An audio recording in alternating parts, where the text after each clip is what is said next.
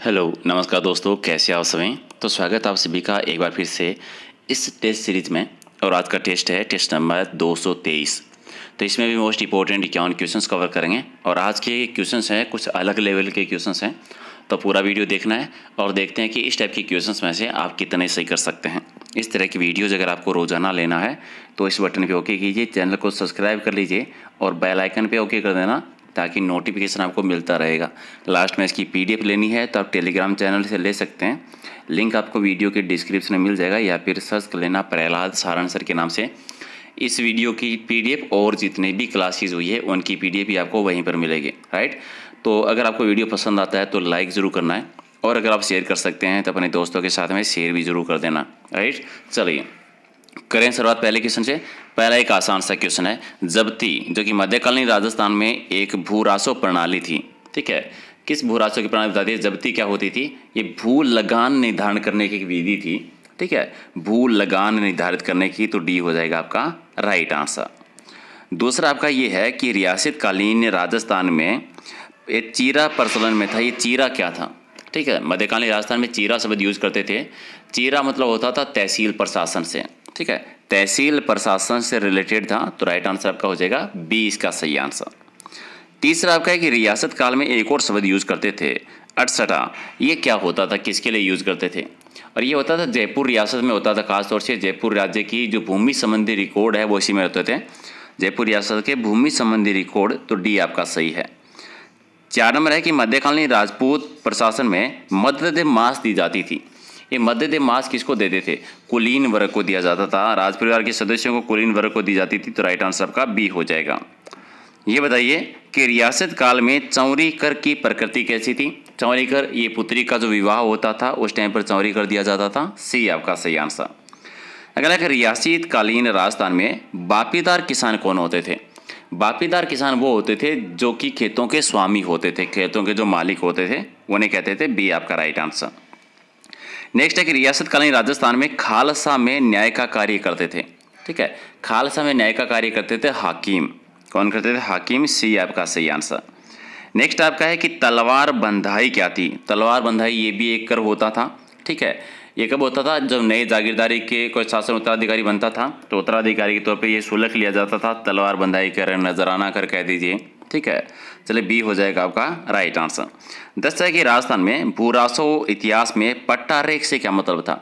पट्टा रेख का मतलब क्या होता है? पट्टा रेख का मतलब आकलित राजस्व जो होता था उसके लिए यूज करते थे, तो सी आपका सही आंसर।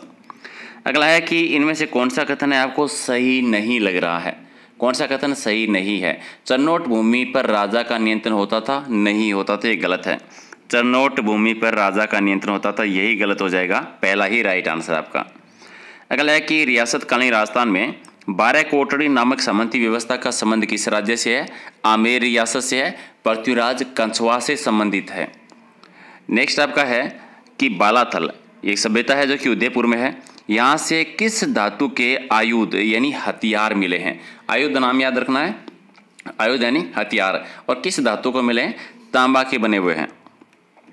14 नंबर है कि रियासत काल के इतिहास में संबंधित साहित्य प्रबंध चितामणि है वो किसके द्वारा लिखा गया था? प्रबंध चितामणि की रचना की थी मेरुतुंग ने, तो राइट आंसर आपका बी हो जाएगा। अगला है कि किसके द्वारा रचित अमर काव्य वंशावली में बप्पा रावल से महाराणा राज सिंह तक का मेवाड़ का इतिहास उपलब्ध है? किस में? मतलब अमर काव्य वंशावली जो है, और ये है रणछोड़ भट्ट, तो राइट आंसर आपका हो जाएगा डी आपका सही आंसर। अगला है कि राजा मानसिरी ख्यात है, और इस ख्यात में किस रियासत के राजा के समय की घटनाओं का पता चलता है? मानसिरी ख्यात, ठीक है। और ये किस शासक से रिलेटेड है? ये जोधपुर के जो मानसी हैं उन शासक से रिलेटेड है। नेक्स्ट आपका है कि मेवाड़ उदयपुर के महाराणा राज सिंह की प्रशस्ति जिसका नाम है राज प्रशस्ति, ये है कहाँ पर? और ये राजसमंद में है, राजसमंद में है, ठीक है। राजसमंद की जो झील है वहाँ पर विश्व की सबसे बड़ी प्रशस्ति यही है। प्राचीन काल के से मध्य युग तक राजस्थान को किन किन नामों से जाना जाता था? ठीक है, प्राचीन काल में से लेकर मध्य युग तक राजस्थान को किस नाम से पुकारा जाता था? ठीक है, तो इसमें नॉर्मली आपका जांगल प्रदेश आ जाएगा, बीकानेर के आसपास का भूभाग है वो जांगल प्रदेश कहलाता था, ठीक है, मध्य युग तक। और पहले मत्स्य जनपद का भी रहा था संबंध, तो जांगल प्रदेश यहाँ पर एक ही ऑप्शन सही बैठता है, तो जांगल प्रदेश राइट आंसर है। यह थे वृत्त प्रशस्ति और रायसी की प्रशस्ति है वो किस राज्य के इतिहास से संबंधित है। वृत्त प्रशस्ति और रायसी प्रशस्ति दोनों ही बीकानेर रियासत से है, सी आपका सही है। नेक्स्ट है कि मध्यकालीन राजस्थान में वे सकमी काश्तकार जो महज खेतीहर मजदूर थे और भूमि पर उनका वंशानुगत अधिकार नहीं होता था, उनको क्या कहते थे? वो कहलाते थे गैरबापीदार। गैरबापीदार कहते थे, और बापीदार होते थे जिनका अधिकार होता था, जिनका अधिकार नहीं होता था वो गैरबापीदार हो जाते थे। ठीक है, तो दोनों को इसी से याद रखिए। अगला है कि रियासतकालीन राजस्थान में प्रत्येक राज्य में महकमा बाकायत होता था। महकमा बाकायत जो होता था क्या होता? जो अच्छी फसल के समय शेष राजस्व वसूल करता था। ठीक है, जब अच्छी फसल होती थी तो बचा हुआ राजस्व वसूल करता था, वो महकमा बाकायत होता था।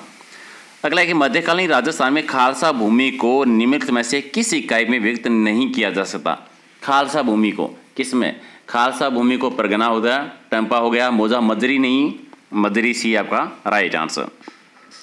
अगला है कि मारवाड़ के वे सामंत जिन्हें राजा का निकट संबंधी होने के कारण 3 पीढ़ियों तक चाकरी और रेख देने से मुक्त रखा जाता था, उनको क्या कहते थे? ठीक है, वो कहलाते थे राजवी। कौन कहलाते थे? राजवी कहलाते थे, डी आपका राइट आंसर। अगला है कि मध्यकालीन राजस्थान में मेवाड़ राज्य के प्रथम श्रेणी के सामंत यानी सरदार जो होते थे उनको क्या कहते थे? प्रथम श्रेणी के कहलाते थे उमराव। राइट आंसर आपका सी हो जाएगा। अगला है कि रियासत काल में प्रचलित लाटा और कोंता का संबंध किससे है? लाटा और कोंता भी ये उपज पर जो आंकने की पद्धति होती थी, कर लिया जाता था फसल पर। ठीक है, उन्हीं से रिलेटेड है, बी आपका सही है। नेक्स्ट है कि मध्यकालीन राजस्थान में डाबी और जीवनी सामंतों की श्रेणी राजस्थान में कहाँ पर थी? डाबी और जीवनी ये सामंत थे वो जैसलमेर रियासत में। कहाँ पर होते थे? जैसलमेर रियासत में थे। अगला है कि मध्यकालीन राजस्थान में सामंत जागीर पर सामंत का अधिकार होता था। ठीक है, तो किस पर? जन्मजाति रहता था, वंशानुगत कह दीजिए जन्मजात, तो राइट आंसर आपका 1 नंबर। अगला है कि राजस्थान में सामंत व्यवस्था मूलतः थी किस प्रकार की? ये प्रशासन सैनिक व्यवस्था थी, एक प्रशासनिक सैनिक व्यवस्था हुआ करती थी, सी आपका सही है। अगला है कि एकमात्र रियासत जहाँ उत्तराधिकारी शुल्क नहीं था। उत्तराधिकारी शुल्क जैसलमेर में नहीं था। कहाँ पर? जैसलमेर में, डी आपका सही है। 30 है कि भूमि बंदोबस्त की साध प्रथा का संबंध किससे है?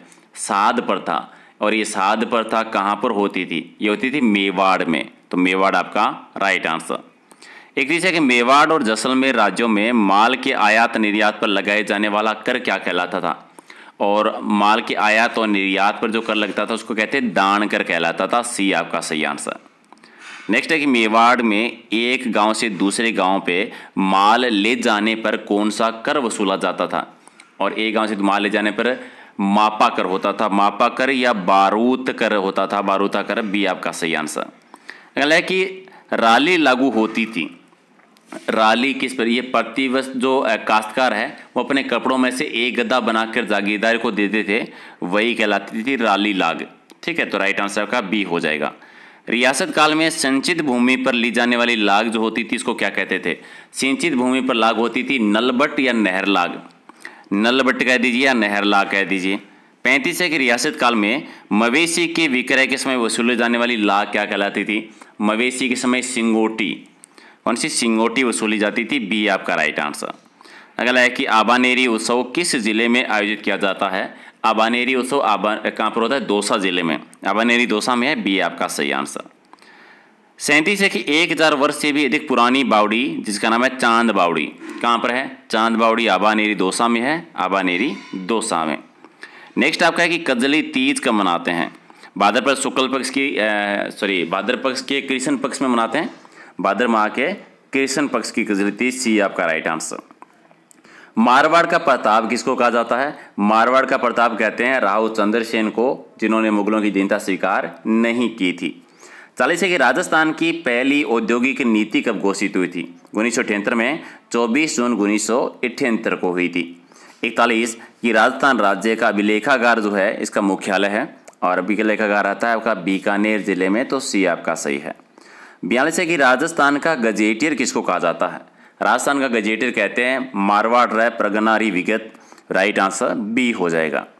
नेक्स्ट है कि अचलदास खींचीरी वचनी का ये किसने लिखी थी? ये लिखी थी शिवदास ने, चाण शिवदास की डांजी, बी आपका सही है। 44 है कि जिन अभिलेखों में शिलालेखों में शासकों की यशोगाथा होती है उनको क्या कहते हैं, वो कहलाते हैं प्रशस्ति, जिसमें किसी एक शासक की यशोगाथा होती है। अगला है कि मारवाड़ राय प्रगनारी विगत, इसके लेखक कौन है? ये लिखा था मुणोत्नेसी के द्वारा लिखा गया था। सी आपका सही है। ये बताइए मुंडियारी ख्याल जो है इसका विषय बताना है, और मुंडियारी ख्याल जो है ये मारवाड़ के राठौड़ हैं उनसे रिलेटेड है, तो 1 नंबर आपका सही है। 47 है राज प्रशस्ति जो है इसके लेखक कौन है? रणछोड़ भट्ट तेलंग ने लिखी थी राजसी के शासनकाल में, राजमंद झील के पास में राज प्रशस्ति जो है। अशोककालीन आलेख है वो राजस्थान में कहाँ पर है? आलेख यानी जो शिलालेख हैं, आलेख ये भाबरू, ठीक है, बेराट में मिला था भाबरू शिलालेख। और सर्वाधिक प्राचीन फारसी लेख कहाँ से मिलते हैं? सबसे प्राचीन फारसी लेख मिलते हैं ये 2.5 दिन के झोंपड़े से अजमेर में, तो सी आपका सही है। 50 आपका है कि राजपूताने का अबुल फजल किसको कहा जाता है? अबुल फजल मुणोत्नेसी को कहते हैं, 1 नंबर आपका राइट आंसर। और 51 राजवल्लभ का लेखक कौन था? ये था मंडन, कुंभा के टाइम पर शिल्पी थे मंडन, राजवल्लभ लिखा था, ठीक है, वास्तुमंडल लिखा था, राजवल्लभ लिखा था, अगर आपको याद है, ठीक है। चलिए ये थे 51 क्वेश्चंस, और इनमें से कितने आपने सही किए कमेंट करके बताओ, और कैसे लगे आपको क्वेश्चंस वो भी बताओ, ताकि ये सीरीज़ है वो कंटिन्यू कर सकें। अगर पसंद आया है तो आपको वीडियो लाइक ज़रूर करना है, शेयर करना है अपने दोस्तों के साथ में, और किसी भी क्वेश्चन को लेकर डाउट होता है तो कमेंट कर देना, मैं आंसर कर दूंगा। बाकी का इंस्टाग्राम पर भी मैसेज कर सकते हैं, फेसबुक पेज का लिंक भी है तो वहाँ पर भी आप ज्वाइन कर सकते हो, और टेलीग्राम से इसकी PDF ले लेना। ओके, चलिए मिलते हैं अगले वीडियो में। Thank you.